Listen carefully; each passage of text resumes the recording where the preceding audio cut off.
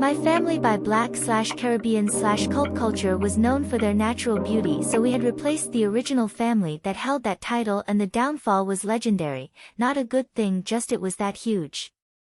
It surpassed every boundary of what you could do to a human while keeping your humanity.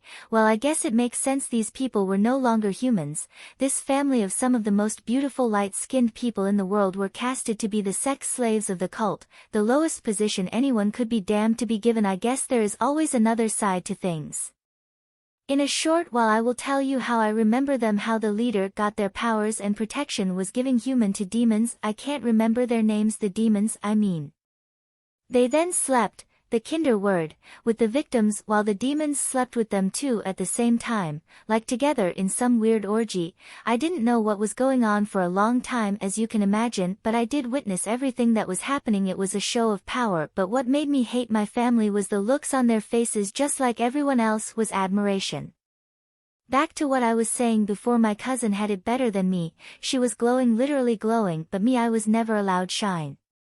The moment light has started to emit light, I was whisked off to the cult to have by energy again be cut and handed out. The scene was atrocious. One large dark black-skinned man sat in the middle, his wife and child sat on one side on him, his mistress beside them, his brothers and sister on the other side, as they ate bloody pieces of glowing energy with small, hysterical, in pain, me crying in the middle, no knowing why my mother wouldn't hold me in her arms away from these monsters, and not knowing why it would do so. I felt a sense of betrayal when I witnessed her and the rest of the adults of my family eating what leftovers the leader had decided to grace their presence with. I could still remember that smirk if the highest leader gave me when he looked me in the eyes, and recognized a look of betrayal/defeat that flashed on my face for a quick second before descending into one of just pure pain.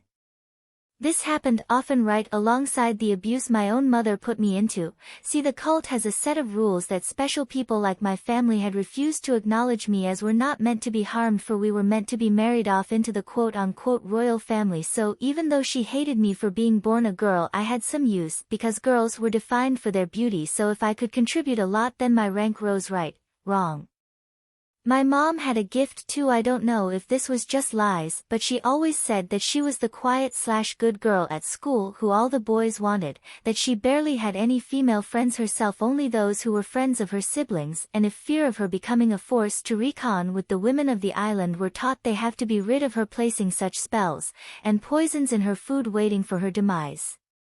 But the husbands were just too in love to let that go, so with their own black magic, and yes, some of these men were pastors too, to take her under their wing.